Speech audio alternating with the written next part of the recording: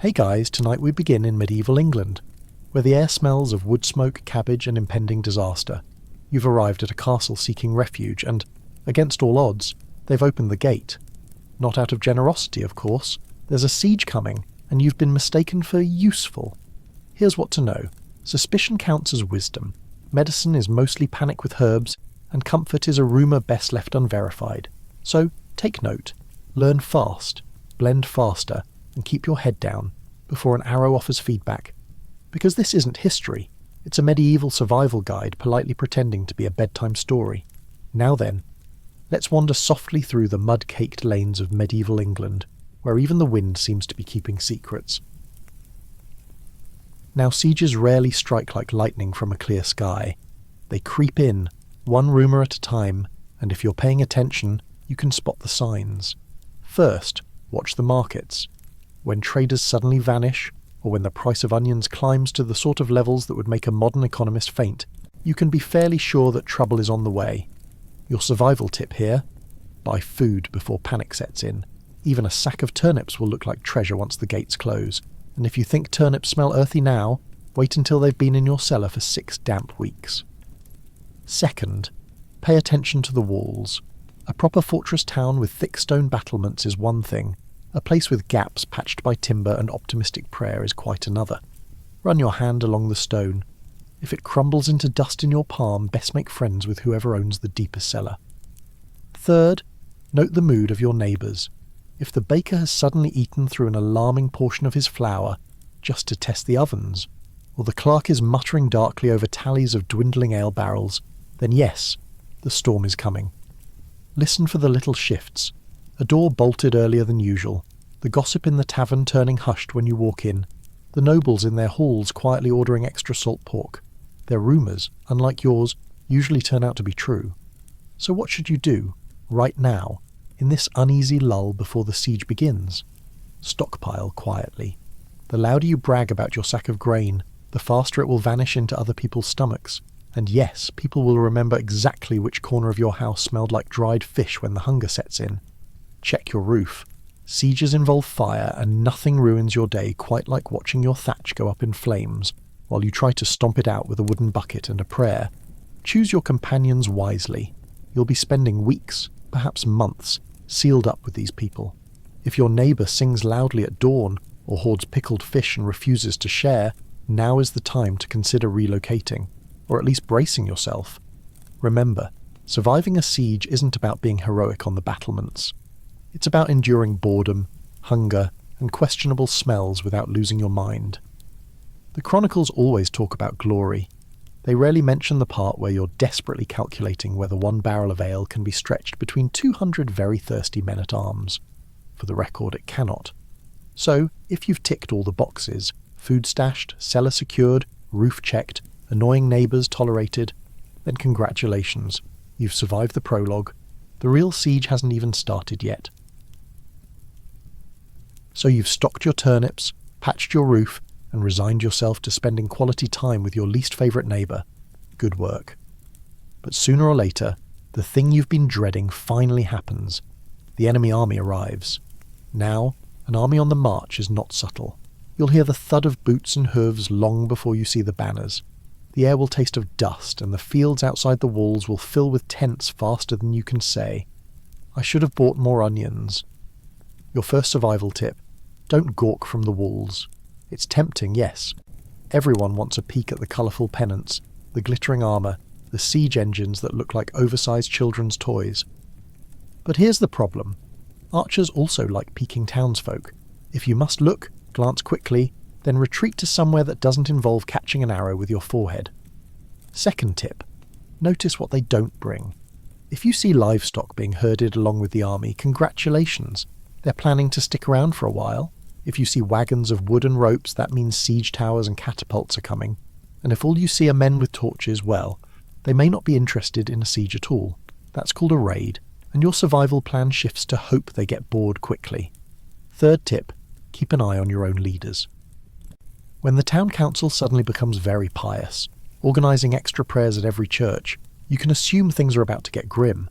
If the nobility begin sending their children out on a visit to cousins, You can safely assume they don't intend to sit out the siege with you, and if your garrison commander starts drinking heavily, well, you might want to double-check how sturdy that cellar really is. Now, what should you be doing while the enemy unpacks their camp? Stay inside. Nothing good happens to the brave soul who sneaks out to see what's going on. That's how people come back missing boots, coins, or in the worst cases, heads. Start rationing early. Yes, you have food now. No, it will not last. You will think you're being cautious when you cut your bread rations in half. You're not. You need to cut them again. By the end, you'll look back fondly on the days when mouldy barley bread felt like a feast. Learn to love boredom. The siege is not one long heroic battle.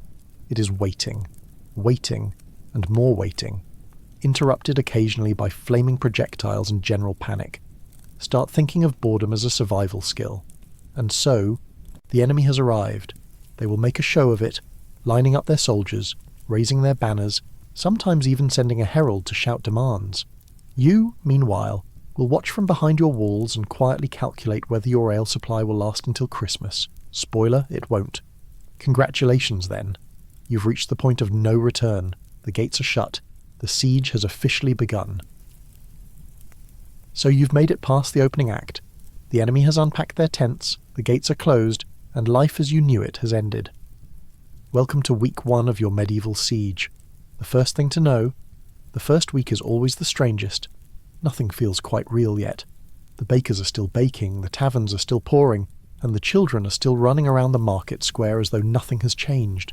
Except that now, when they play Soldiers and Bandits, the bandits camp outside the actual city walls.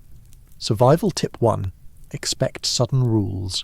The town council, which previously couldn't agree on the price of grain, suddenly discovers its inner general. New ordinances appear overnight.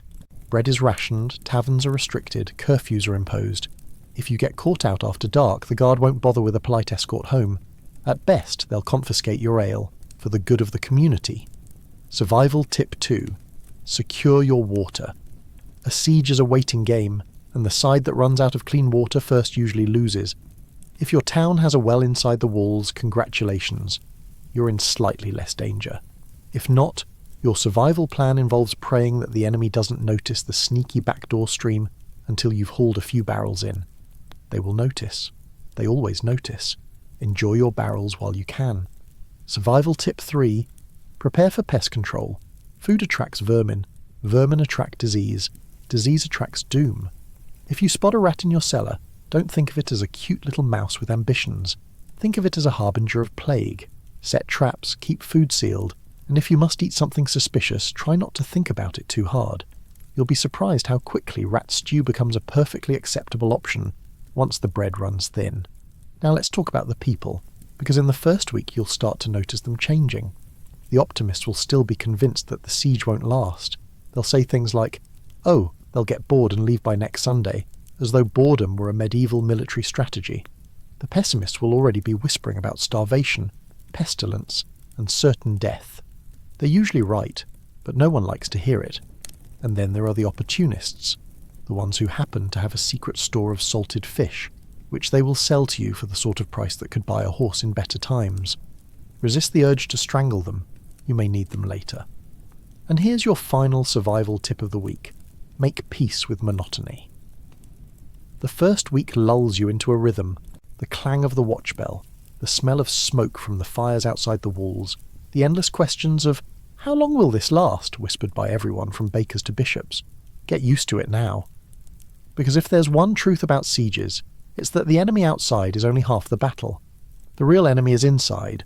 Hunger, boredom, and the neighbour who insists on telling the same story about the last siege for the 15th time. So, week 1 ends not with a bang, but with a grumble. Stomachs, voices, and tempers all beginning to grow restless. Congratulations, you've survived your first week. The easy part is over. So you've made it through the first week. The gates are still standing, the wells are still wet, and the bread hasn't run out yet. Unfortunately, the enemy has also been busy. And when an army parks itself outside your walls, it doesn't just sit around playing dice. No, they start unpacking their toys, the great lumbering machines of medieval siege warfare. Survival tip 1. Learn to recognise the sounds. A medieval siege has a soundtrack, and it's not a pleasant one. That creaking groan in the distance, Probably a trebuchet winding up. That rhythmic thudding noise, a battering ram testing your gate's patience, that sizzling whoosh followed by screaming. Well, you don't really need me to explain that one. Your survival strategy here is simple. When you hear strange noises, duck. The trebuchet.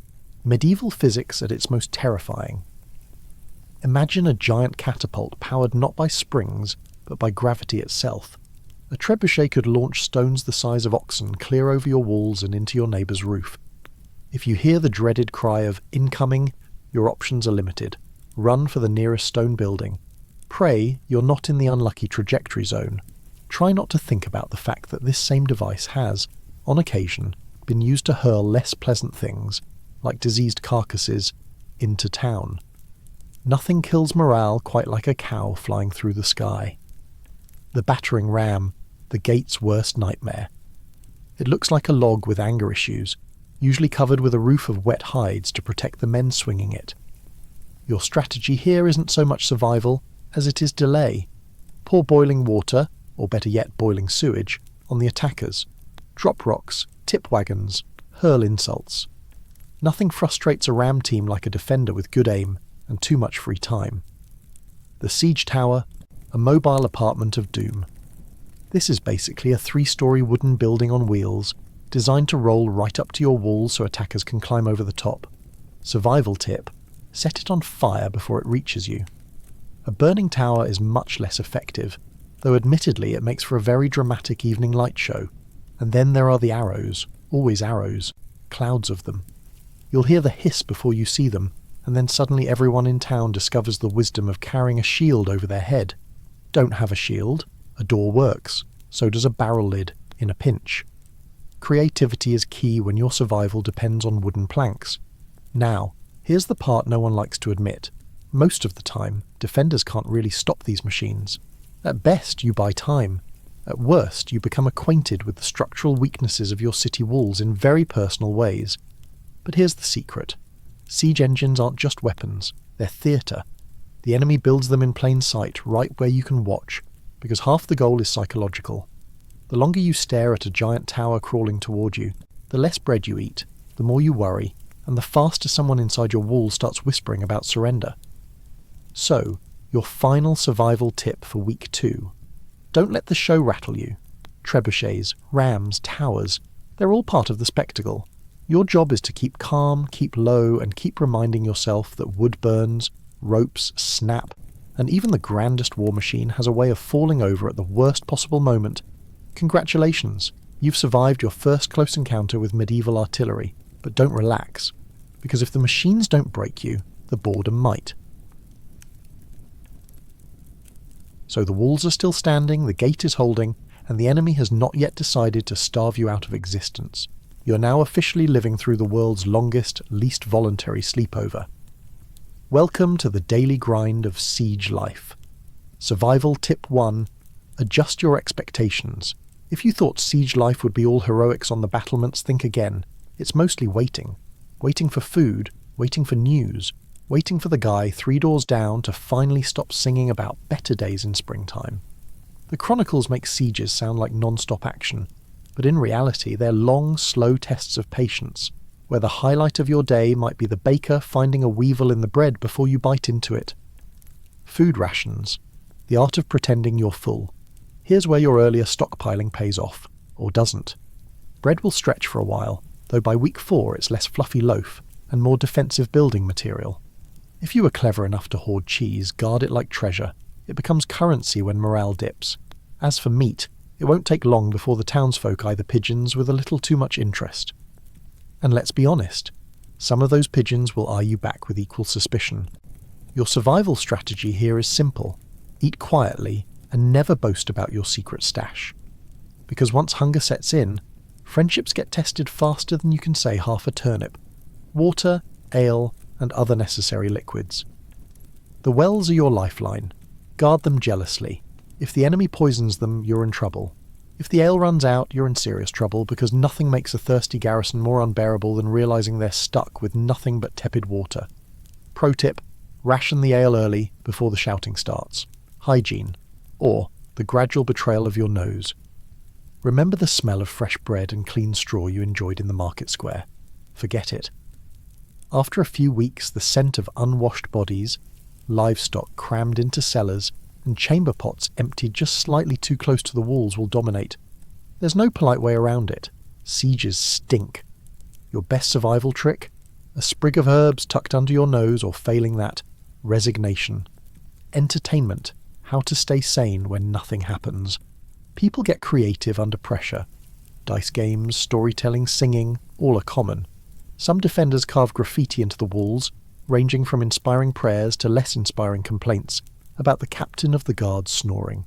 And yes, romances do occasionally spark in the cramped shared spaces. Nothing says I love you quite like splitting your last carrot in half. Gossip. The real currency of the siege. Every siege breeds rumours. One day someone whispers the enemy has run out of arrows. The next, someone swears they saw reinforcements on the horizon.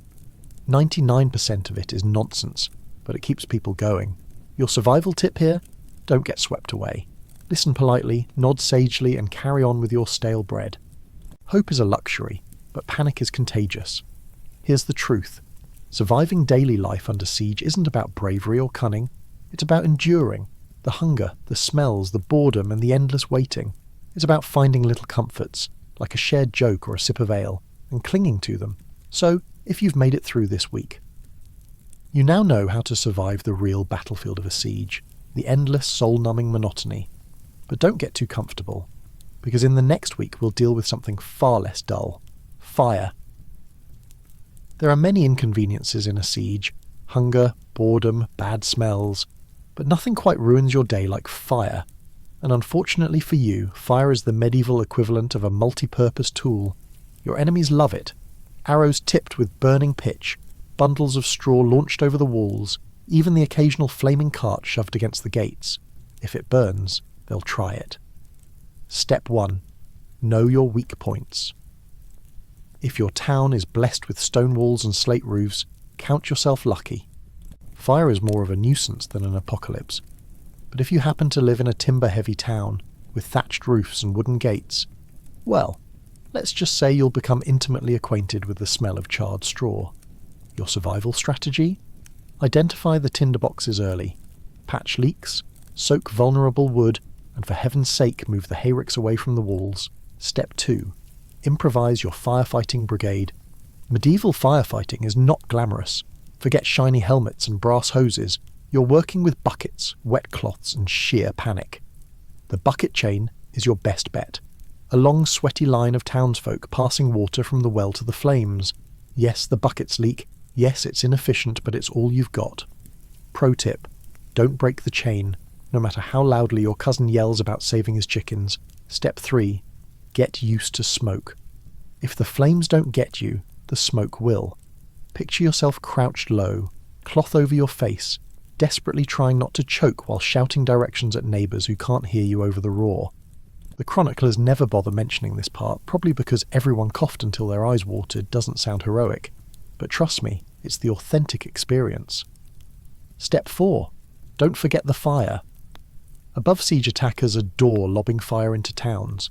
If you're clever, you'll post lookouts with long poles and hooks to knock down burning debris before it spreads. If you're really clever, you'll have barrels of sand or earth ready. Water is scarce, and sometimes smothering works better than soaking. Step 5. Expect creative mischief. Your enemies will get inventive. They might roll in carts of burning brush, or even send livestock covered in pitch toward your gates. Yes, flaming pigs were a thing. No, they were not fun to clean up afterward. When this happens, your survival tip is simple. Don't chase the animals. Block them, smother them, and then, if you must, eat them. Siege cuisine is grim, but waste not, want not. The aftermath: smoke, ash, and tired arms. Once the fire is out, the real misery begins. You'll cough for days, your walls will be blackened, and your neighbours will suddenly start arguing about whose turn it is to guard the well. But here's the quiet truth. Every fire survived is a small victory. The walls still stand, the gates are still closed, and the enemy, watching from their camp, is forced to admit that their clever little trick didn't bring you down. And so, weary, singed, and smelling faintly of burnt onions, you live to face another day. which, during a siege, is really the best outcome you can hope for. Because as we'll see in the next week, the enemy always has more tricks up their sleeve, including the unpleasant business of tunnels. So the enemy isn't just at the gates, they're under your feet. Welcome to the medieval nightmare of undermining, where besiegers dig tunnels beneath the walls to collapse them from below. If you're planning to survive, you'll need to think less like a knight and more like a mole. First, know the signs. If you hear strange scraping beneath the earth, or your favourite mug on the shelf rattles for no reason, don't blame ghosts. That's tunnelling. Your how-to move here? Press your ear to the ground. If it sounds like someone chewing loudly underground, congratulations. The enemy is digging toward you. Second, counter with your own tunnels. The proper response to digging is more digging. Cities often hired miners to dig counter tunnels and meet the enemy beneath the walls. It's dark, cramped, and usually full of smoke. Your survival strategy? Don't volunteer. Leave this work to professionals with strong lungs and an alarming tolerance for enclosed spaces. Third, use smoke and fire. If you do end up in one of those tunnels, here's your medieval how-to tip. Smoke them out. Burning straw, damp wood, or sulphur creates choking fumes that send enemy miners scrambling. Just remember, stand on the higher side of the tunnel, or the smoke will come rushing back to you. Fourth, brace the walls. If tunnelling succeeds, the wall above will collapse in spectacular fashion. Survival means not being anywhere near that section when it happens. If your house sits right against the fortifications, consider relocating, ideally to a friend's cellar far from any suspicious cracking sounds. Finally, keep perspective. Undermining is slow, dangerous, and often fails. Most walls never fall to it, but when they do, the collapse is sudden, noisy, and final. Your how-to here? Always have a backup escape route, because if you're standing on the wrong side of the rubble when the enemy pours in, no amount of stockpiled turnips will save you. If you've managed to avoid smoke-filled tunnels, collapsing walls, and a sudden career as an unwilling miner, congratulations, you've survived the enemy's dirtiest trick. So you've made it this far into the siege without starving, burning, or being crushed by a collapsing wall. Now comes a subtler danger: medieval justice. Because sometimes the greatest threat to your survival isn't the enemy outside the gates, it's your own side looking for a scapegoat. First survival tip: don't steal bread. Yes, the hunger pangs are real, and that sack of flour in your neighbour's storeroom looks tempting, but in siege conditions, theft becomes treason. One stolen loaf can turn into a noose around your neck faster than you can say, "It was just a crust." If you're desperate, trade instead. A handful of onions, even a half-dead chicken, is worth far more alive than you dangling in the square. Second, watch your tongue. Mutter too loudly about how the Lord's leadership is less inspiring and more disastrous, and suddenly you're not a witty commentator. You're a dangerous dissenter. In an anxious, starving town, rumours spread like fire on thatch. Keep your jokes about cowardly knights or corrupt stewards to a whisper. Better yet, practice the medieval art of nodding silently. Third, learn the hierarchy of blame. When things go badly, someone must be blamed. Witches, foreigners, and suspiciously lucky neighbours top the list. Your survival strategy? Don't be the one with a mysterious herb garden, a foreign accent, or a mysteriously full pantry. Blend in. Be the forgettable one who eats turnips like everyone else. Fourth, avoid volunteering. Desperate times bring desperate punishments. If the guards are seeking someone to test the enemy's mercy with a message, or to sneak out at night to burn a siege tower, resist the urge to look brave. Bravery looks heroic in a bard's song. In real life, it gets you killed. Finally, keep your head down, literally. Executions weren't always clean affairs. Beheadings could take several swings. Hangings were a slow affair, and being tossed over the walls as an example was unpleasant. The best how-to here? Don't make yourself memorable to anyone with authority. Surviving a siege is mostly about patience, not prominence. If you've managed to hold your tongue, keep your hands off other people's food, and avoided being declared either a traitor or a witch, then congratulations, you've survived medieval justice, at least until the siege ends, and the real accounting begins. So far you've endured hunger, arrows, and the occasional paranoid lord, but now comes the true enemy of every siege: disease. It does not wear armour, it does not wave banners, and it never, ever runs out of ammunition. First survival tip: watch where you step. With hundreds crammed inside the walls, the medieval sanitation system, which is to say, throw it out the window and hope for the best, collapses almost immediately. The gutters run with things better left undescribed, and your chances of stepping in something unspeakable rise with every trip to the well.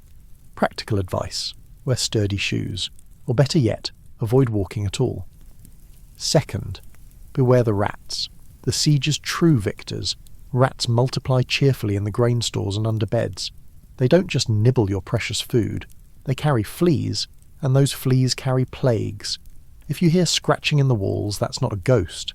That's tomorrow's outbreak rehearsing its entrance. Survival strategy: keep cats close, and don't be squeamish about sharing your dinner with them. They're your best allies now. Third, mind the water. When the well starts tasting a little too earthy, that's not minerals, it's contamination. During sieges, waste seeps into everything. Waterborne illnesses become the silent killers, and the cure is worse than the disease: weak ale. Yes, you'll be mildly drunk for weeks, but it's statistically safer than water. If you want to survive, resign yourself to the constant buzz. Fourth, know the symptoms. Fever, rashes, coughing, swollen glands, all of these are your enemies, but don't announce them too loudly. Medieval medicine was less science and more creative trial and error. You might be bled, purged, or prescribed something involving pigeon droppings. In short, if you can hide your cough, do. The cure may kill you faster than the illness. Finally, lower your standards. You may be accustomed to a certain level of cleanliness. Forget it. You will share air with coughers, fleas with beggars, and walls with rats. Your how-to here is acceptance. Smells become background noise, and so does the groaning of your sick neighbours. Survival isn't about thriving, it's about learning not to notice. If you've endured the rats, drunk the weak ale without complaining, and survived both the plagues and the cures, you've passed another trial. You may smell terrible, but you're still alive, which in a medieval siege counts as victory. By this point in the siege, you've eaten your turnips, your neighbour's questionable stew, and possibly the town's last donkey, which means it's time for the nobles to do what they do best: sit in a draughty hall, argue endlessly, and pretend they hold all the cards. First survival tip: watch the flags. When heralds start parading back and forth with banners, negotiations are underway. Do not cheer too loudly. Talks can drag on for weeks, often ending with the besiegers demanding something impossible like all your grain, half your livestock, and your firstborn. The trick is to stay calm. Hope, like turnips, must be rationed. Second, know your role. Unless you are a noble, your contribution to diplomacy is precisely nothing. At best, you'll be told to shout aye if the council needs to look united. At worst, you'll be drafted to haul the carts of treasure offered as ransom. Your how-to here is to keep a straight face while the lord haggles over whether to hand over gold or that one silver goblet he particularly likes. Third, prepare for betrayal. Medieval negotiations had the consistency of cheese left too long in the sun. Promises of safe conduct were frequently broken, and hostages often discovered that temporary custody meant permanent residence in a dungeon. If you are unlucky enough to be chosen as one of these hostages, survival strategy is simple. Smile politely, and pray your family values you more than their best horse. Fourth, watch the kitchens. If the cook starts stretching bread with sawdust, negotiations are failing. If they replace wine with thin turnip water, surrender is imminent. Do not panic, at least not openly. In fact, this is the best time to secure yourself a secret stash. You'll thank me when the nobles are still arguing while you're quietly nibbling on dried peas. Finally, accept the theatre of it all. Negotiations in a siege were rarely about mercy. They were about timing, pride, and face-saving.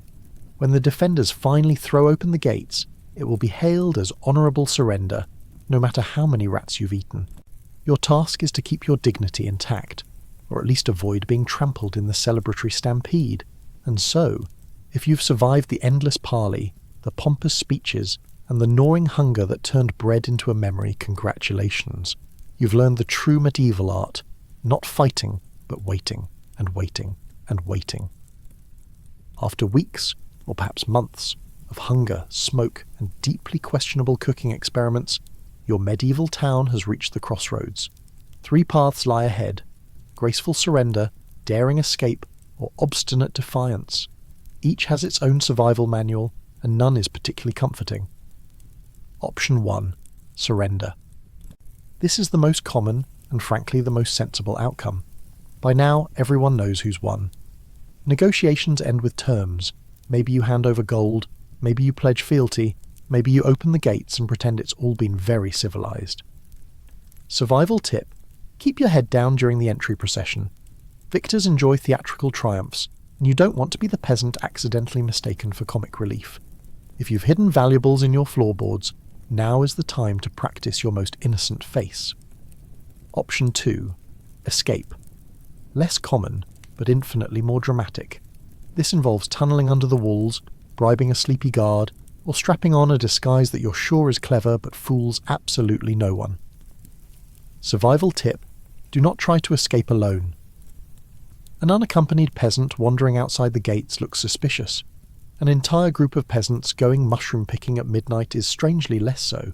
Should you actually make it past the siege lines, resist the urge to shout in triumph. Arrows fly faster than your legs. Option 3. Stubborn. Lair stand. This is the romantic version sung by bards and remembered in chronicles. It is also, statistically, the option least likely to keep you breathing.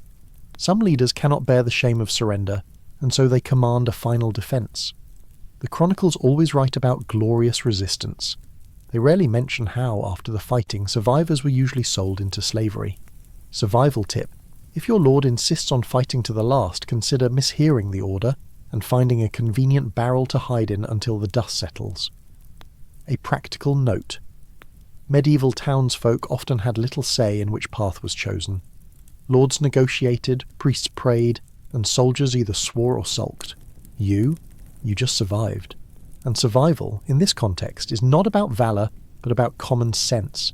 Keep your stomach full if you can, your head low when you must, and your excuses ready at all times. And so, at the end of the siege, whether you shuffle out under surrender, slip away under cover of night, or cower in a wine barrel during the last stand, one thing is certain: you'll have stories to tell. Stories mostly about turnips, boredom, and how you very nearly became a hero, but wisely didn't. The siege is over, the smoke clears, the smell of burnt bread still lingers in corners, mingling with the more persistent odour of damp straw and general human despair. Congratulations, you survived. Now comes the part the chronicles love to skip, picking up the pieces without losing what little sanity remains. First, take stock of your surroundings. Walls may be cracked, gates splintered, and rooftops missing. Your neighbour's chickens may have made their own escape, and your pantry might resemble a battlefield of rats versus scavengers. Survival tip: check the structural integrity of your house before attempting to cook over a fire. Thatched roofs are notoriously combustible, as you've learned the hard way. Whether the victors left gifts or confiscated everything, there will be an immediate need to reassess your food, drink, and firewood situation. Bartering becomes an art form.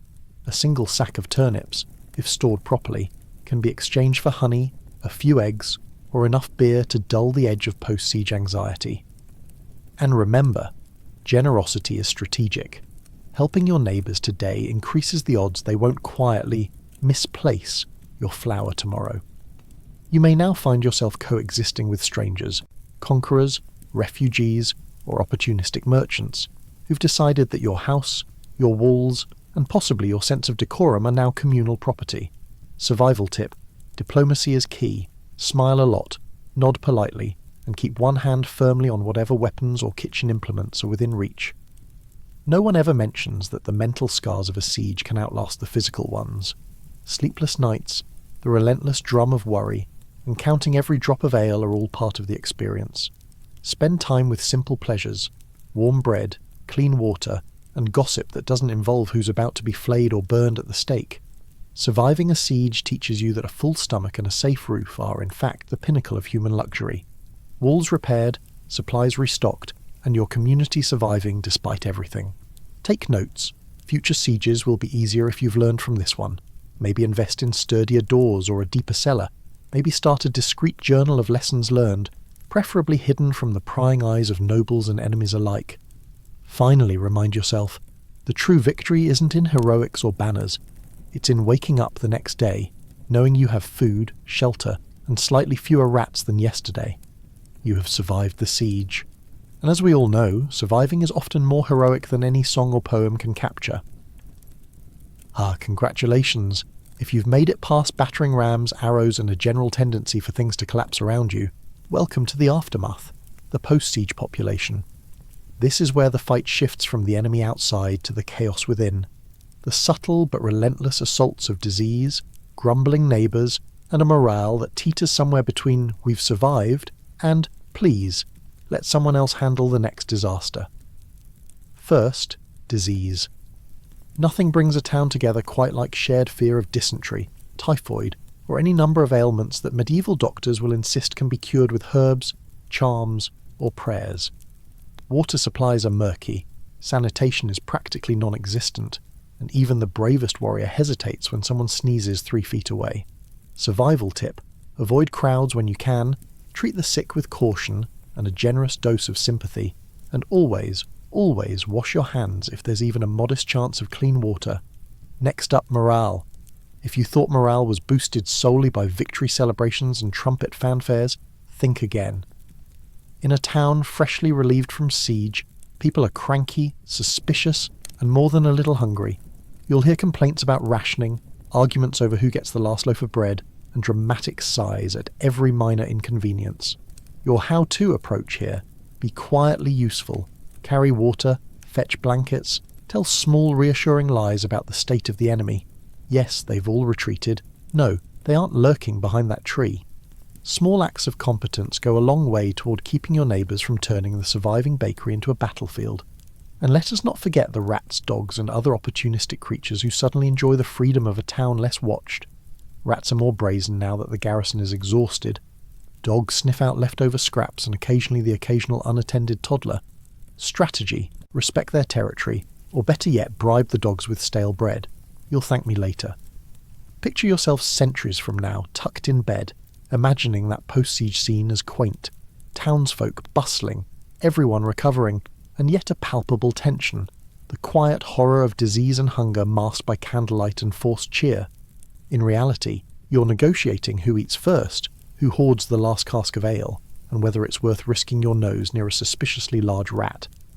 Humour is your lifeline here. Laugh at the absurdity, and you may live to see the next harvest. Surviving a siege isn't just about walls, weapons, and heroics. Often it's about enduring the invisible enemies afterward. Disease, despair, and disgruntled neighbours. Your greatest triumph is maintaining a sense of humour while doing the smallest, most repetitive tasks that keep society limping along. Because when morale stays high, even half-starved townsfolk can start planning the next market day, and the world begins to feel manageable again. Tip of the day: keep the fires burning, patch the walls, share a little bread, and laugh at the small absurdities. You've survived the siege proper, now survive its quieter yet more insidious aftermath. The enemy has fled, the walls have mostly survived, and the town is once again filled with the sounds of life, or at least the groans of people hauling buckets, sweeping rubble, and muttering about who ate the last turnip. But don't get too comfortable. Your next challenge is even more subtle than arrows and boiling oil. It's called reintegration. You see, surviving a siege doesn't just mean keeping your head intact and your larder reasonably stocked. It also means managing the delicate chaos of the population afterward. Refugees trickle back in from the countryside, some with tales of harrowing exploits, others carrying the family goat that everyone swore had been lost, and they bring with them memories, grievances, and occasionally a sense of entitlement that can rival any nobles. Step 1. Recognize the signs of social tension. If your neighbour greets you with a suspicious squint instead of a smile, chances are they remember something you, or someone in your household, did during the siege. If the baker is suddenly charging for bread on credit again, beware. He may have eaten through the flour stores during the siege for testing purposes, and now he needs repayment. Keep your ears open for gossip, preferably from someone who smells faintly of smoke and has a good sense of humour. Knowledge is power, and in post-siege times, subtlety matters more than swords. Step 2. Manage property disputes. "I thought this was my house," is a phrase you'll hear more than you want. Medieval property law can be murky, and when everyone is returning from hiding in cellars or barns, confusion is inevitable. Tip: don't escalate. Offer tea or ale if available. Oddly enough, a cup of weak ale tends to smooth over grievances faster than an angry confrontation. Keep a notebook, or at least a scrap of parchment, listing what belongs to whom. It doesn't have to be official. It just has to stop Aunt Gertrude from trying to move back into the room where she once tripped over your laundry. Step 3. Help the refugees settle. Some people have nowhere to go. Maybe their homes were smashed. Maybe their goats ate the keys to the cellar. Whatever the reason, providing even minimal space, an attic, a barn, a corner of the kitchen, can prevent larger conflicts. Remember, a shared hardship can turn into a shared story, and shared stories build community. If nothing else, it gives everyone someone else to blame when the bread runs out. Step 4. Navigate local politics with care. During a siege, authority is clear. The captain of the guard, the lord, or the mayor calls the shots.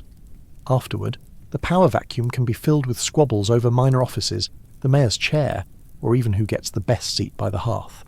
Tip: smile and nod, but keep your own provisions hidden. Being helpful is good. Being too helpful can make you a target for ungrateful townsfolk. Step 5. Expect the unexpected. Some people will return with strange habits picked up during hiding, unusual soup recipes, bizarre superstitions, or a tendency to hide under tables at any loud noise. Do not judge. Do not laugh openly. Quietly place them near the door and prepare to offer gentle guidance. Occasionally a child will return who claims to have fought dragons, though it was probably just a particularly aggressive cat.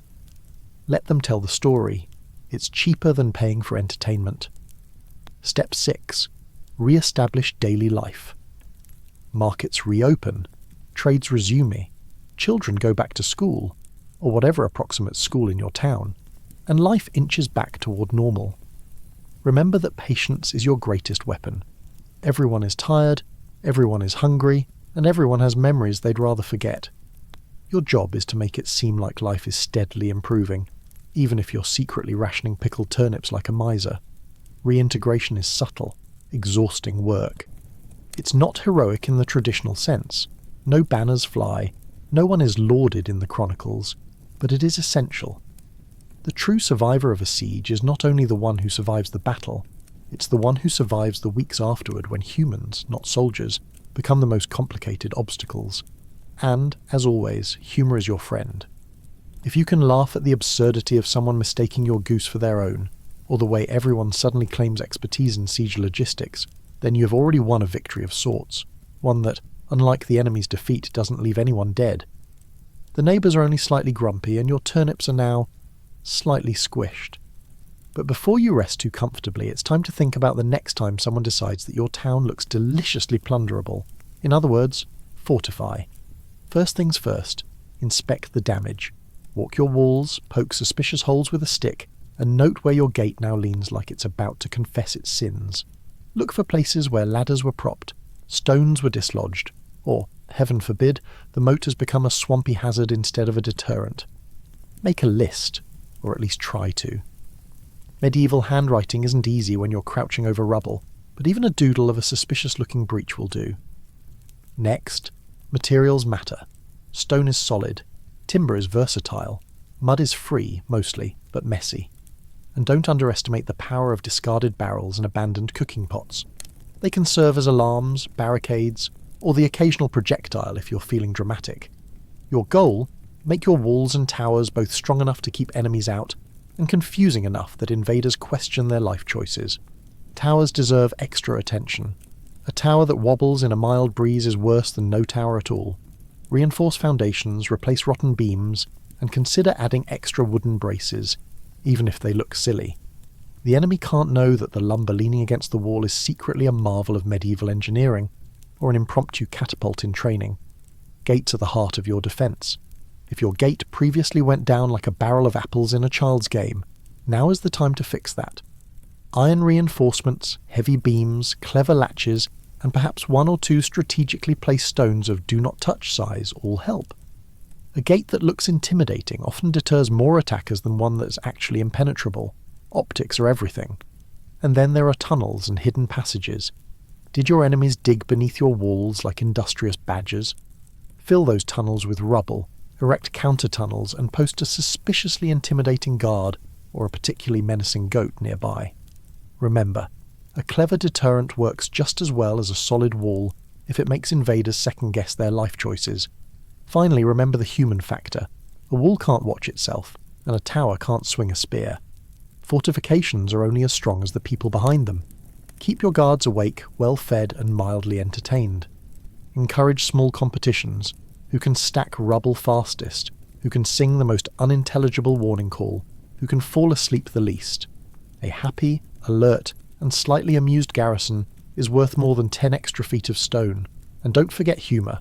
When a beam falls unexpectedly, when the mortar crumbles under your elbow, or when your clever trap is triggered by the town dog, laugh. Laughing keeps morale high and reminds everyone that fortifying a town is as much about wit and endurance as it is about stone and wood. So, if you've inspected the walls, repaired the towers, reinforced the gates, filled in the tunnels, and kept your guard just alert enough to notice the squirrels, congratulations. You've officially prepared your town for next time. And remember, surviving a siege isn't just about keeping invaders out. It's about keeping your wits, your humour, and ideally, your turnips intact. The siege is over, the walls patched, and the onions accounted for, but the story isn't finished. History, or at least local history, lives in the tales townsfolk tell around fires, in taverns, and on the cobblestones when no noble eyes are watching. This is where fact, exaggeration, and a good dose of theatrical flair mix into something that is, depending on whom you ask, either historical record or pure entertainment. First, understand the power of narrative. A siege is not just about food, walls, and arrows. It's about morale, and morale is often preserved through stories. Did that baker really throw a flaming pie at an invader? Or did he just drop a slightly singed loaf on the floor? Details matter less than the drama. The townsfolk will remember the heroics, the clever tricks, and the embarrassing mistakes. And you, gentle listener, must appreciate that stories are where medieval people did their actual surviving, psychologically if not physically. Next, consider song as survival strategy. Ballads of daring sorties, heroic militiamen, and even the occasional goat that ran amok on the battlements serve multiple purposes. They preserve memory, entertain children, and remind everyone that yes, the siege was terrifying, but they lived through it, and that in itself is worth singing about. Bonus: if you can hum a tune while hauling water or rolling barrels of grain, your spirits stay up, and your neighbours might think you're secretly a heroic bard rather than a slightly panicked civilian. Exaggeration is encouraged. The more dramatic, the better. Perhaps the mayor was not literally struck by a catapult stone while sipping ale, but saying so makes the next generation laugh, gasp, and feel closer to the people who lived through the siege. Slight embellishment ensures that stories are repeated, and repeated often, which keeps the town cohesive. If nothing else, it teaches a subtle lesson. Those who do not remember the past are doomed to miscalculate the next ration of ale. Heroes and fools alike deserve mention. From the brave militia captain who held the gate to the neighbour who hoarded pickled fish, every role is vital. Sometimes the fool's mistakes are more memorable than the hero's victories, and that is precisely the point. Town life after a siege is not a solemn museum. It's a lively narrative playground, full of both cautionary tales and morale-boosting triumphs. Teach the next generation. Encourage children to retell events, ideally with flourishes. They'll love hearing about the time the archer missed the wall by 3 feet, or about the time the mayor tried to negotiate peace with a sentry who didn't speak the same language. These stories impart practical lessons. Look both ways before firing an arrow, while cultivating imagination. And imagination, dear reader, is a survival tool just as crucial as a sturdy wall or a well-stocked cellar. Finally, remember the slightly absurd. Every siege produces a moment that is ridiculous if you stop to think about it. A guard accidentally locked in the latrine, a cow wandering onto the battlements, or a sudden flood of rain that turned the trenches into mudslides. These moments, once passed down, give everyone something to chuckle at long after hunger, and fear have faded. Humour, after all, is the cheapest luxury in a post-siege economy. So, gather your neighbours, hum the ballads, tell the tales, and savour the absurdity. History is not just in stone and parchment, it lives in the mouths, memories, and laughter of those who survived. And perhaps, if you're lucky, Your stories will outlast your walls and your turnips, proving that while sieges may destroy, tales endure forever. And so, here we are at the quiet aftermath. The walls are patched, the smoke has mostly cleared, and the town has finally stopped smelling like a mixture of wet straw and overcooked turnips. It is the perfect moment to pause, sip something warm if you have it, and consider what a medieval siege really teaches. Not just about food, walls and archers, but about people. Yes, people, medieval, modern, or somewhere in between. Lesson 1. Ingenuity transcends centuries. The medieval townsfolk rigged pulleys, hoarded barrels, and dug makeshift trenches.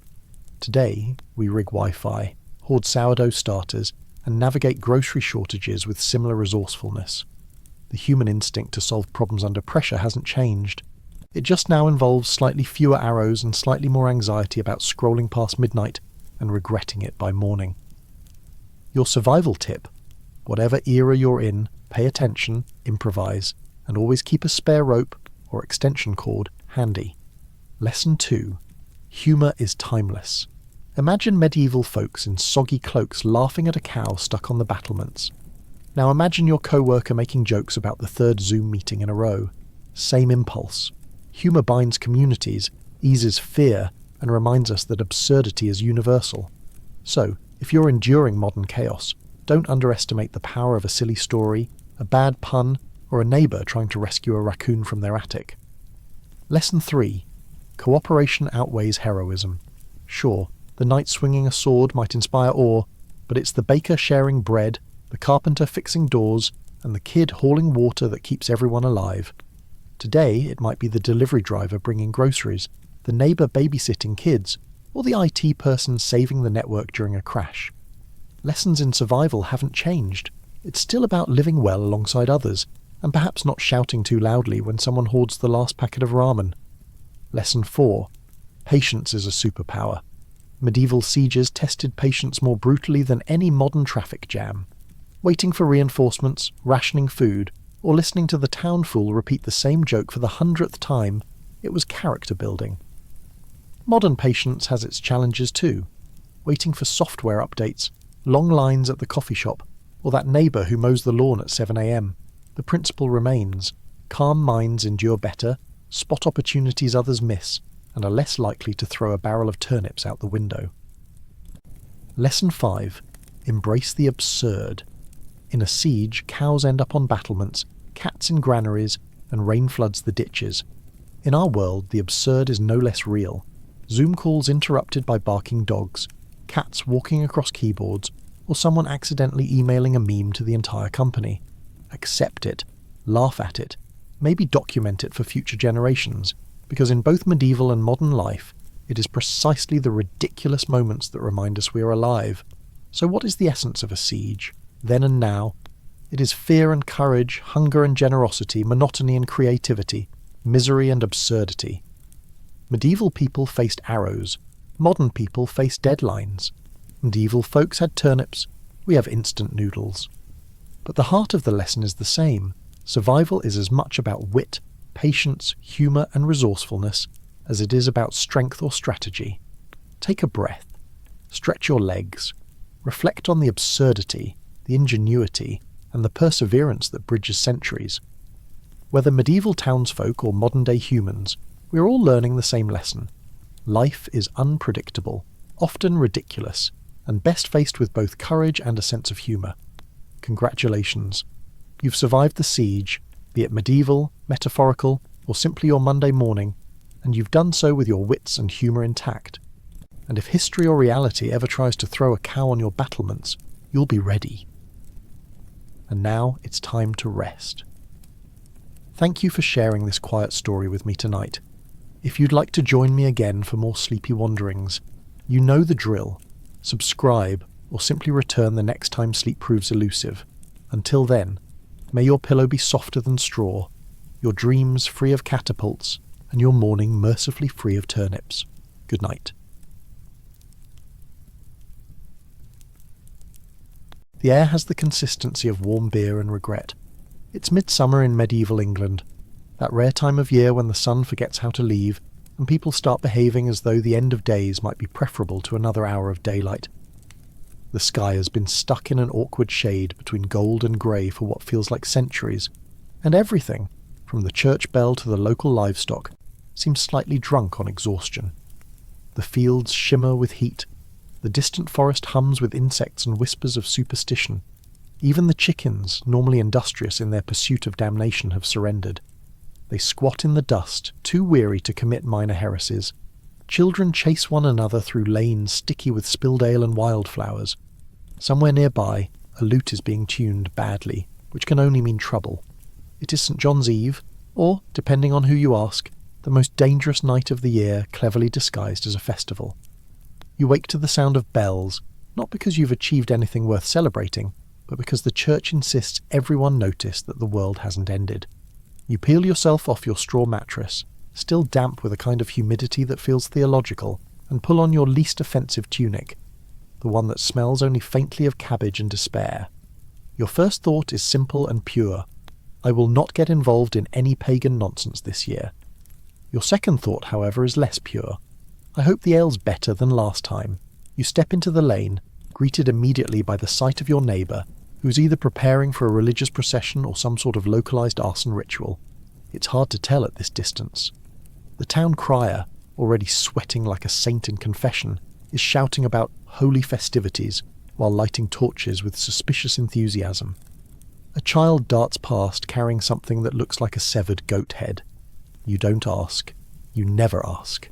The entire village seems infected with a particular brand of optimism that only appears when fire is involved.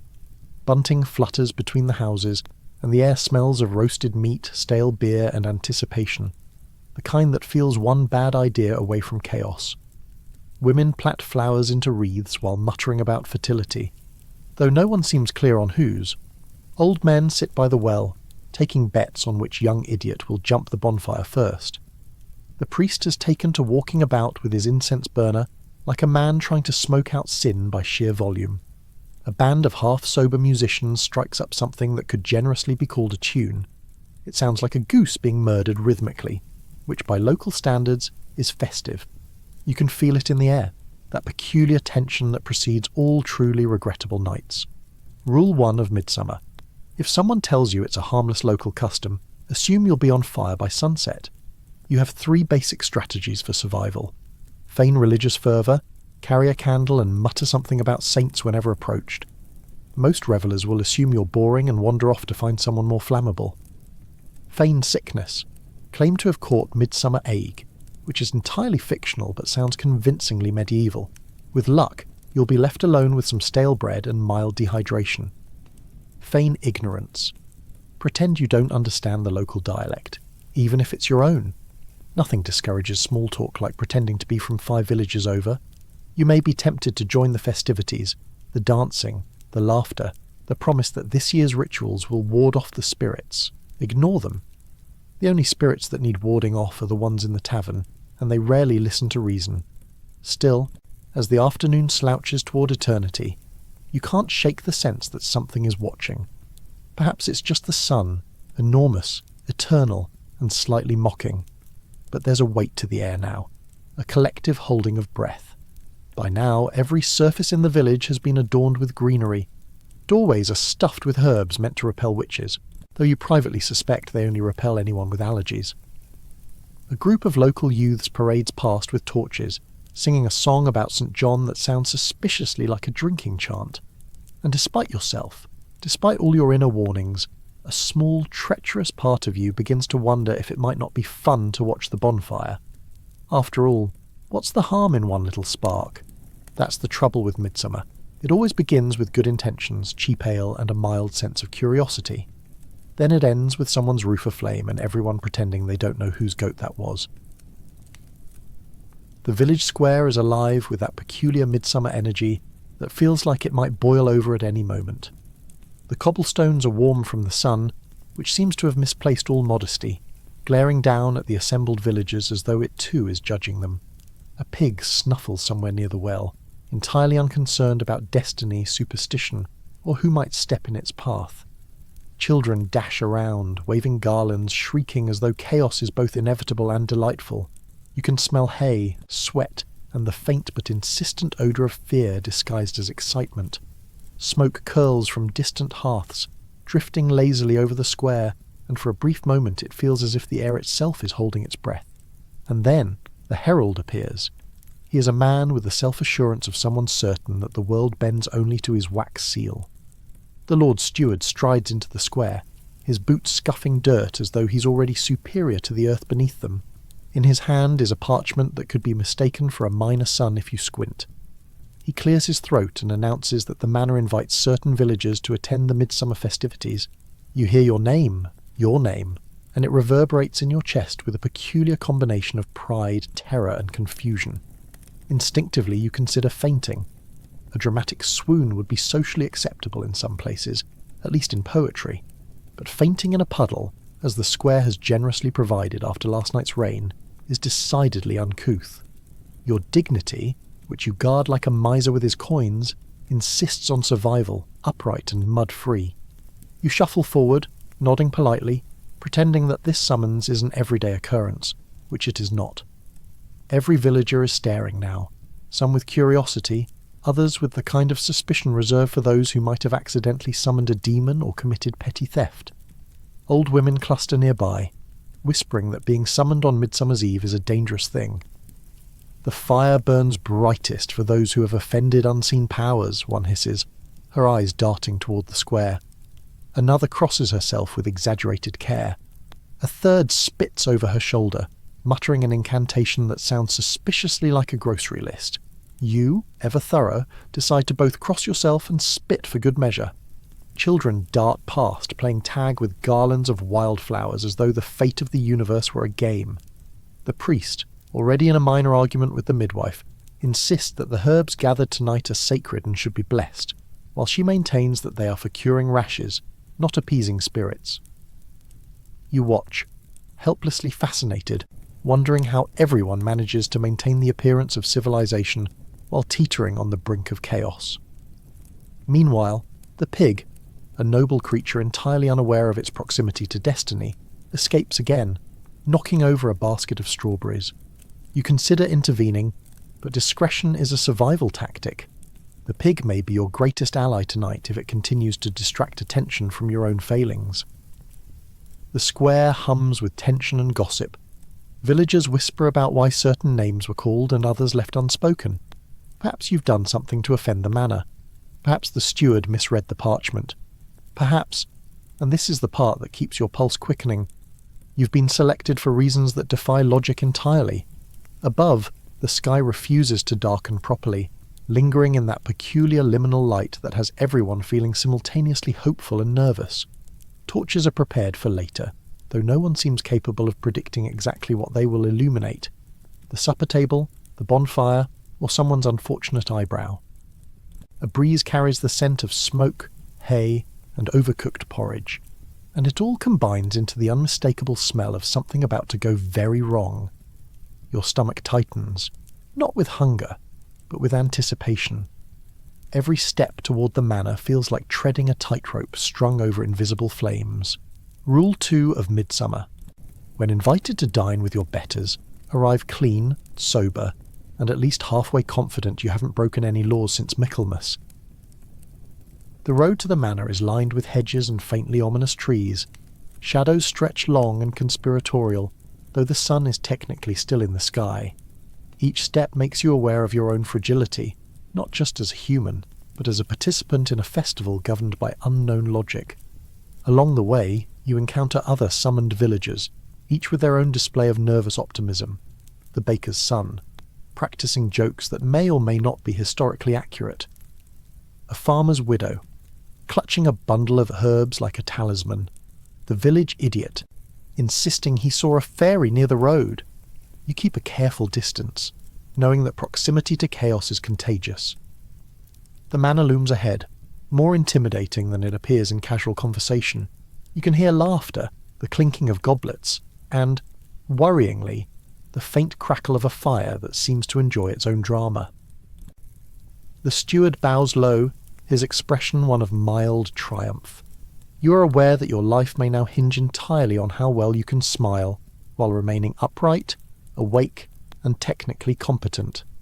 And then you step into the manor's shadow, ready for whatever bizarre combination of hospitality, ritual, and mild terror awaits you. The villagers have gathered in their customary frenzy, each carrying some contribution for the communal bonfire. Everyone is participating, of course. Participation is mandatory, though the penalties for non-compliance remain delightfully ambiguous. You look around at the offerings, bundles of dried herbs, oddly shaped branches, a pair of boots with toes suspiciously pointing upward, last year's misdeeds, and scraps of parchment on which sins have been scribbled in barely legible ink.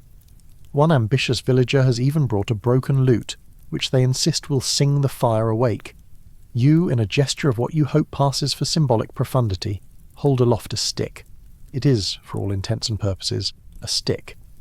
Yet in the flickering torchlight it carries the air of solemn meaning, mostly because no one else is scrutinizing your contribution. The pyre itself is a structure of alarming ingenuity and questionable physics. Wood, hay, and bundles of herbs have been stacked in a precarious tower, more about aesthetic chaos than stability. The smell of resin mingles with damp grass, producing a heady perfume of the impending combustion. Fireflies drift lazily between the piles, blissfully unaware that they are about to be outshone. The young and the devout sing hymns in tones that range from reverent to shrill. The old and cynical hum a dirge-like tune, which could either be centuries-old folklore or passive-aggressive commentary on the inevitability of catastrophe. You aren't entirely sure. As you watch, you notice a few villagers arranging small handwritten signs at the base of the pyre. Some read, "For last year's sins," others, "Blessed by St. John," and a few suspiciously say, "Do not blame me if it burns your eyebrows off. It is widely believed that those who leap over the fire together will be blessed with fertility." You make a note to stand far back. Fertility, while an admirable goal, seems far less urgent than survival. You also make a note to keep your eyebrows intact. Nearby, a trio of villagers argues about the correct chant to accompany the lighting of the pyre. One insists that you must call the spirits by name, another claims the spirits dislike vowels, and a third has invented entirely new letters to accommodate them. You nod politely, pretending you understand the nuances of medieval linguistics while internally calculating the safest exit route. A small child wanders too close to a pile of hay. You gasp, though everyone else seems perfectly calm. The child, blissfully unaware of pyrotechnic physics, pokes at the stack with a stick. This is a test of courage, it seems, or perhaps a trial by fire. You are unsure. You quietly step aside and hope the hay has a sense of mercy. The sun has finally begun to bow toward the horizon, reluctantly conceding that night has a role in this drama. Shadows lengthen across the meadow, stretching with malice and amusement. The scent of resin grows stronger, pungent and nearly intoxicating. A faint breeze carries the distant sound of livestock, or perhaps spirits, though distinguishing between the two is optional. Villagers move about with a strange blend of purpose and improvisation. Some carry torches to ignite the pyre, others place offerings in neat patterns, and a few simply stand, observing with the kind of passive judgment only a human can muster when the world is about to catch fire. Fireflies continue to drift, delicate and inconsequential against the looming inferno. You watch them with quiet envy. Their contribution to the night is minimal and risk-free. Rule 3 of Midsummer. Any tradition that begins with the phrase, "It's perfectly safe if you do it quickly," is not. Maintain distance. If anyone suggests jumping over the flames, politely demonstrate what a wide berth looks like from a safe 30-foot radius. Manage expectations. If someone claims that the fire will grant fertility, wealth, or divine insight, respond with a calm nod. Smile faintly. Internalize the absurdity and walk away slowly. As night falls fully, torches are lit, their flames licking upward toward the stars. The pyre begins to glow from within, catching the edges of the hay and the resin with a quiet promise of chaos. Sparks drift skyward, tiny heralds of potential disaster. The air warms unnaturally, and your hair bristles with the faint smell of imminent combustion. Around you, villagers are humming, chanting, and arranging their offerings with meticulous care. The mood is festive, but you notice an underlying tension, a collective acknowledgement that fire, though beautiful, does not forgive mistakes. You shuffle your feet, clutch your symbolic stick and consider retreat. But retreat in a festival is socially perilous. Doing so might be misinterpreted as cowardice, disrespect, or worse, a lack of enthusiasm for pyromancy. You decide, for the moment, that discretion lies in standing still and looking attentive. The first official sparks of the fire are striking against the stack. A faint cheer rises from the young, the hopeful, and the slightly inebriated. You brace yourself for the leap of faith that others will undoubtedly attempt, and remind yourself quietly, stand back, protect your eyebrows.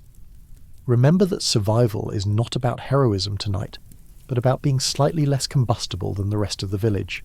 And so, you wait, rooted in place like a slightly anxious statue, the pyre casting shadows that dance and whisper across the faces of all who dare to witness this midsummer ritual. The bonfire stands at the centre of the clearing, a tower of wood, hay, and ambition. Sparks rise from it like startled stars, leaping into the night with the enthusiasm of children who have never considered consequences. For a moment, the crowd cheers, not in joy, but in collective relief that something has finally happened. The air is warm, smelling of resin, smoke, and slightly overcooked offerings. Firelight glints off faces, some anxious, some hungry, all slightly singed despite their best intentions.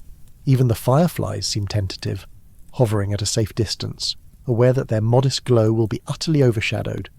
You're nudged forward, politely and not so politely, until your vantage point is front and centre. From here, everything is visible. The villagers' wide-eyed apprehension, the smouldering pyre, and the Lord's household arriving like birds of prey in silken velvet. The Lord himself strides in, resplendent and overdressed for the heat, pretending not to notice that the smoke is drifting directly into his face.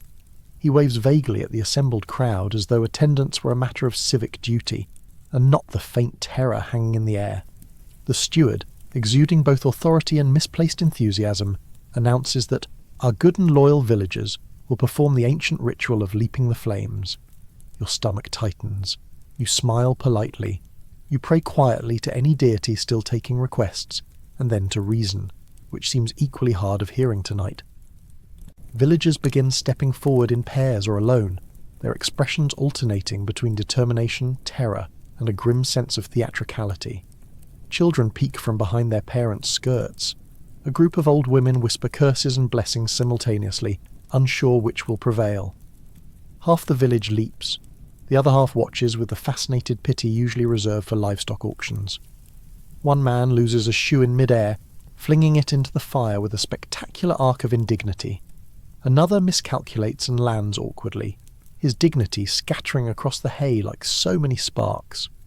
Nearby, someone screams for reasons you cannot entirely comprehend, though it is likely to do with minor singeing or an unexpected encounter with a hedgehog.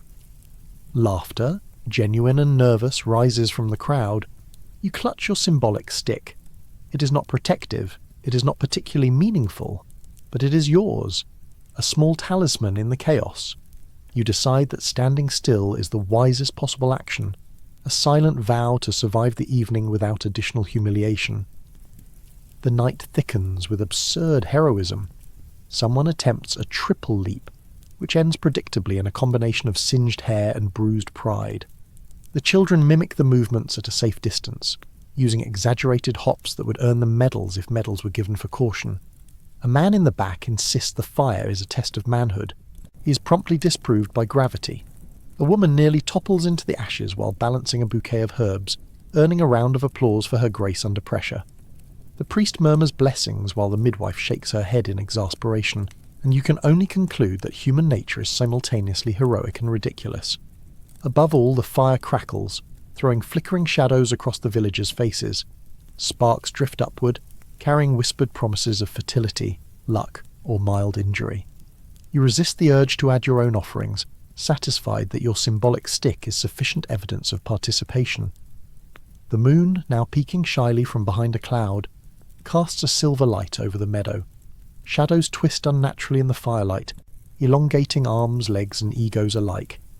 The smoke curls in delicate spirals, carrying the scent of burnt herbs and human anxiety.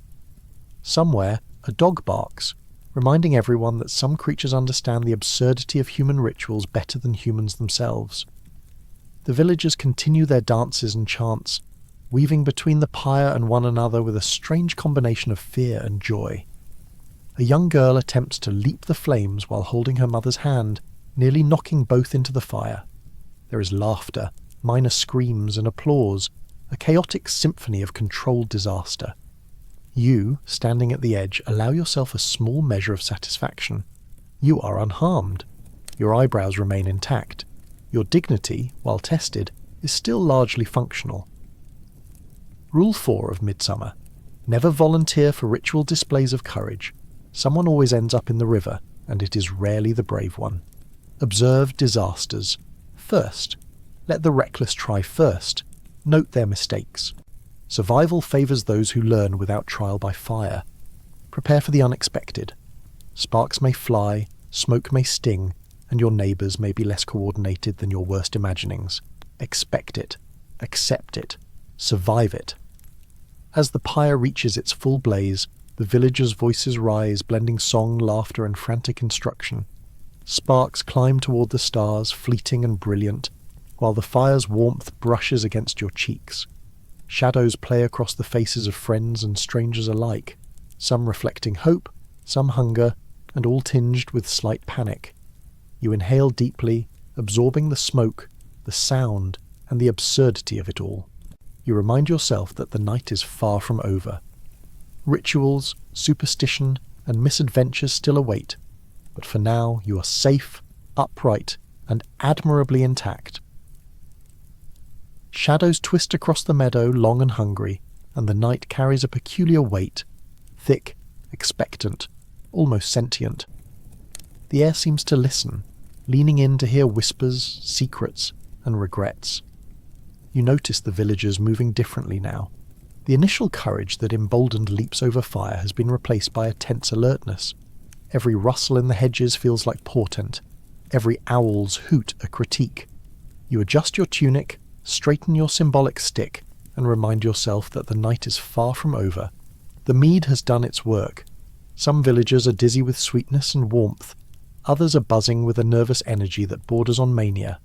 Your head swims with the smell of smoke, hay, and fermented fruit, the perfume of potential disaster. The stars shimmer through the haze of smoke and midnight fog, appearing distant yet uncannily close, as though someone has propped them just above the treetops to observe. Shadows stretch and bend across faces and hay, forming shapes that your mind insists should not exist. Elongated figures, misshapen animals, and occasionally something that resembles your cousin Thaddeus, making a face just to unsettle you. Near the old well, someone swears they saw a ghost, floating pale and sorrowful. Another insists it was merely the tax collector, come to tally misdeeds and misplaced hay. You nod along, pretending to discern the difference. A faint chill brushes your neck, though the night is warm. The wind seems to whisper old stories, possibly involving you, probably exaggerating them. You remember minor infractions from earlier in the day, stepping on a child's garland, failing to thank the baker's wife properly, looking at the Lord's silver goblet for longer than the etiquette allows, and immediately feel a pang of guilt, entirely disproportionate to the actual offences. From the manor steps the Lord himself, still resplendent in finery, and suddenly the night tightens. He holds aloft a silver goblet, his silver goblet, recently returned under mysterious circumstances. The gleam in the torchlight makes it look both innocent and ominous.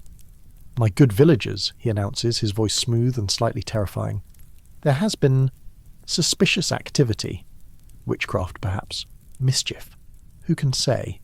A hush falls over the crowd. You instantly recall every mildly suspicious thing you've ever done. Losing a game of dice to your cousin Thaddeus now feels like the climax of some hidden plot against the realm. You think of the time you accidentally let the cat out of the barn, or that one spell you allegedly cast using nothing but a stick and your imagination. Your stomach churns. A murmur begins to rise, low and insidious, travelling like smoke through the crowd. Eyes narrow, fingers twitch. Accusations begin to fly, generally targeting those who look least likely to fight back, yourself prominently included. You practice looking innocent. It is a difficult skill, one requiring the precise combination of humility, vigilance, and the subtle application of a faint, helpless smile. Anyone can look guilty if their posture is even slightly tense. Conversely, A well-placed shrug and careful blinking can save your life. The old women whisper with authority. I saw him muttering to the shadows. I heard her cursing the oven, claims another. Someone points vaguely at your symbolic stick, as though it might contain the concentrated essence of witchery. You pretend it is merely a walking aid for moral support and not evidence of anything at all. Nearby, the children giggle and run, but even their laughter carries the undercurrent of terror. You imagine that they too are practicing early techniques in survival and misdirection. The night feels thick with intention and rumour. The shadows cast by the dying embers are long, and in their flickering, faces appear where no faces exist. The trees seem to lean in, listening, judging. Every movement, a cough, a stumble, the accidental stepping on a piece of hay, becomes evidence, a potential crime in the eyes of everyone present. You note with some grim satisfaction that your symbolic stick has not betrayed you. Holding it upright, you radiate just enough participation to avoid the sharper edges of scrutiny. Meanwhile, others who were previously bold now tremble, muttering explanations for everything from misplaced flowers to minor forgetfulness. The Lord steps closer, silver goblet raised, his expression a mask of casual menace. Every villager stiffens, and you feel the world tilt slightly, like the universe itself is awaiting the verdict on your minor misdemeanours. Rule 5 of Midsummer. During a witch hunt, speak only when spoken to, and even then, deny everything, including your own name if necessary. Move slowly, speak less. Any sudden gesture could be interpreted as spellcasting or ill intent. Avoid groups of whispering old women. They are formidable in judgment and memory, and their accusations carry weight. The village has transformed into a liminal space where reason and superstition collide. Embers drift lazily skyward. The mead has thinned your courage, yet sharpened your awareness. Every glance, every breath, carries the faint potential for catastrophe. You shuffle slightly to maintain a safe distance from the more active villagers. You nod politely, smile faintly, and remind yourself, survival is about perception. Let others dance with blame. Let others scream at the shadows. Let others prove their courage or guilt. You, dear participant in this chaotic pageant, remain upright, inconspicuous, and intact. You hold your symbolic stick like a talisman, and in the quiet corners of your mind, you marvel at the absurdity of it all. The bonfire has finally collapsed into a smouldering heap, glowing faintly like a tired dragon sighing its last. Smoke curls upward lazily, carrying the scent of resin, burnt herbs, and human relief. The chaos that dominated the night has ebbed, leaving a soft hush in its wake. Accusations, threats, and whispered hysteria are now forgotten, abandoned as quickly as they appeared. The villagers, once sharpened by superstition and mead-fueled courage, now shuffle quietly, their movements slower, more deliberate. Someone begins to sing again, tentative, a melody that seems designed to reassure both themselves and everyone who survived, and you listen, letting the faint music soothe your frayed nerves. The air is cooler now, carrying a faint dew that clings to grass and clothes alike. The night has softened, as if exhaustion itself has taken pity and drawn a blanket over the world. You inhale the mixture of smoke, hay, and lingering mead, and realize it smells like memory, comforting, absurd, and utterly alive. You find a place to sit beside a stranger, or perhaps a neighbour you've never noticed beyond their tendency to appear in minor misfortunes. You settle in the damp grass, careful to avoid embers and unexpected sparks. Silence stretches between you, initially awkward, but gradually becoming companionable. A laugh escapes, quiet and tentative, and then another, until you are both smiling fully at the ridiculousness of the night. Someone spills a small amount of mead, prompting a polite, slightly theatrical apology, and another round of shared laughter. The absurdity of the rituals, the fire, the witch-hunting panic, it all becomes a shared memory rather than a source of fear. You notice the details around you, the glow of embers on faces still streaked with soot, the gentle rise and fall of chests breathing in the cool night air, the faint rustle of animals moving back to their homes, sensing the world has finally calmed. Every detail feels sharper now, more meaningful, because you have survived it. For all the absurdity of the evening, there is undeniable beauty. Shadows flicker across weathered faces, casting light that is soft and forgiving. Smoke clings to clothes and hair, carrying with it the memory of fire, laughter, and shared endurance. Somewhere in the meadow, a child hums a tune, barely audible but insistently present.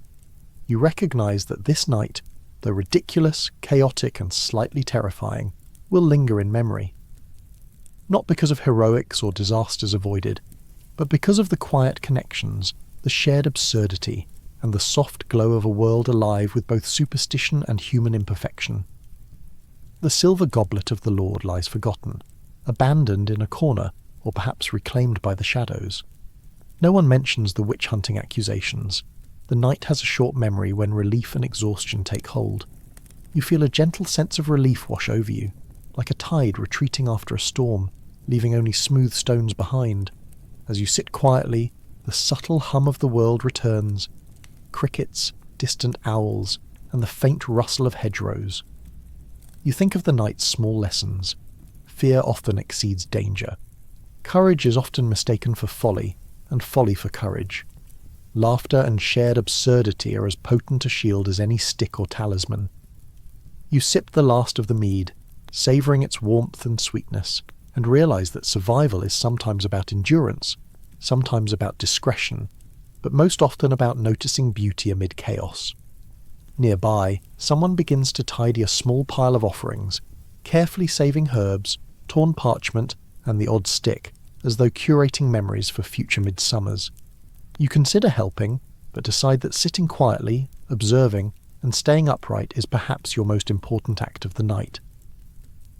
Rule 6 of Midsummer. Never underestimate the power of sitting quietly until danger passes. It's the preferred strategy of saints, philosophers, and anyone hoping to see breakfast. The first hints of dawn are subtle, a soft light brushing the horizon, pale and gentle. The meadow breathes in unison with you, quiet now, recovering from its own chaos. The embers glow faintly, fading like the memories of panic, while the stars recede into the lingering haze of night. You rise slowly, brushing off dew and ash. Beside you, your neighbour, stranger turned companion, offers a nod, a smile, a shared sense of endurance. You understand in a wordless way that this night has passed, and that in passing, it has left behind both absurdity and beauty. You take a deep breath of the early morning air, feeling the coolness wash over your skin. The village stretches and yawns, the world sighs, and you realise that surviving St. John's Eve is not about heroics, spells, or leaps of fire. It is about persistence, observation, and a small measure of luck. And so, with the night behind you and dawn ahead, you walk home slowly, savouring the quiet, the relief, and the faintly ridiculous memory of what you endured. Perhaps one day you will tell someone about it, or perhaps you will simply remember, quietly, with a faint smile. The world has tilted back to its ordinary rhythm. Birds will begin to sing, chickens will stretch, and somewhere, very softly, the last ember glows, just a reminder that even chaos can settle, and that survival, if only upright and intact, is its own reward. The sun rises with quiet indifference, spilling pale gold across fields still slick with dew. Each blade of grass catches the light like a tiny reluctant witness to the previous night's chaos. Smoke lingers in pockets of the village, curling around roofs, chimneys, and the occasional forgotten hat, leaving a faint tang of ash on the morning air. The village exhales slowly, as though collectively relieved that the night has passed with fewer disasters than expected. Windows rattle gently in the breeze, animals stretch with deliberate slowness, and somewhere in the distance a rooster offers a tentative crow, testing whether life has indeed returned to normal. The world smells faintly of ash, wet earth, and mead-soaked revelry. The faint tang of regret floats on the wind, the sort that accompanies minor embarrassments, near misses, and the memories of things you would rather forget, such as accidental singeing, ill-timed jokes, or losing at dice to your cousin Thaddeus again. You step out into the pale mist, toes squelching slightly in the dew-laden grass. The village feels simultaneously familiar and transformed, as though it has been slightly reshaped by the night's absurdities. Children chase cinders left from the bonfire, dogs chase children, creating a self-sustaining cycle of chaos and laughter. The priest shuffles by, still muttering prayers intended to banish residual energies, which is impressive considering he has not ceased speaking since the bonfire began. You pause briefly to watch, fascinated by the sheer endurance of his ritual mumbling. Perhaps he will continue until All Saints' Day, or until his voice fails him entirely. Here and there, remnants of the night are visible. A charred stick leaned against a fence post, a partially burnt garland tangled in the hedgerow, and footprints in the mud marking the paths of those who took the riskier routes home. You step carefully around them, both out of politeness and a vague sense of self-preservation. You pass neighbours whose faces are still marked with soot, their eyes slightly bleary, their expressions oscillating between pride, regret, and mild shame. You nod, they nod back, an unspoken acknowledgement of shared endurance. Survival, it seems, has a quiet camaraderie. Approaching your own doorway, you notice a flower crown resting on the doorstep, a local symbol of betrothal, now abandoned, or perhaps mischievously placed in your honour. You cannot recall how it arrived there. Was it dropped by a tipsy villager? Gifted by the wind itself? A reminder of some past indiscretion? You hang it on a peg, deciding that dealing with it can wait until after breakfast, or perhaps indefinitely. Some mysteries, you reason, are best left unexamined until the mead has fully worn off. Inside, the house smells faintly of smoke and hay, and a bit of something sticky that you suspect is leftover honey from the night's feasts. You kick off your shoes, careful to avoid stepping on any small debris, and collapse into bed, feeling the tension of the night slowly release from your muscles. The bed is slightly lumpy, the sheets rough, but infinitely preferable to standing amid flames, accusations, and the endless flurry of superstition. You close your eyes, letting the night's memories drift behind your eyelids. Sparks rising, shadows dancing, mead spilling, laughter echoing, and the occasional minor panic that always seemed just a hair's breadth from disaster. Outside, the world awakens gently. Birds begin their songs, tentative at first, then gaining confidence. Smoke curls lazily from chimneys, a few hens cluck softly as they scratch the earth for breakfast, and the dew reflects the early sunlight in miniature prisms. The night's chaos feels both distant and immediate. You realise that survival is not always about heroics. Sometimes it is about simply remaining upright, breathing, and aware enough to navigate the aftermath. The village itself seems to sigh in contentment, stretching and yawning, returning to its ordinary rhythms, and yet, in subtle ways, the night remains. The faint smell of ash, the gentle tilt of a scorched stick, the echo of laughter still lingering like a stubborn echo of memory. As you lie in bed, you consider the night in its entirety. Fear was exaggerated, but the consequences of inaction were real. Courage is sometimes accidental, sometimes deliberate, but always observed by others. Humour, no matter how dry, is a shield against panic and superstition. Silence, observation, and the occasional strategic nod are often more effective than boldness. You sip from a cup of water, or perhaps leftover mead, because some comforts are worth keeping, and allow yourself a faint smile. The village has endured, you have endured, and somehow the world continues, neither wiser nor more sensible, but still undeniably alive. Rule 7 of Midsummer. Embrace quiet reflection. Observe the world resetting itself. Appreciate the small comforts. Survive one more night, one more meal, one more day. The sun rises fully, brushing the village in soft gold. Shadows recede, leaving details in quiet clarity. The smell of dew, hay, and faint smoke mingles with the sound of morning. Roosters, birds, low conversation, and the occasional dog bark. You lie in bed, head full of smoke, laughter, and an uneasy sense of triumph. Perhaps the world will offer new challenges today. Perhaps it will remain absurdly ordinary. But for now you are safe, intact, and slightly wiser. And as you drift towards sleep or contemplative rest, you realise the sun will set again tonight, and you'll pretend to understand why any of this happens. But for now, congratulations. You've survived midsummer, which is more than most people can say about their own decisions.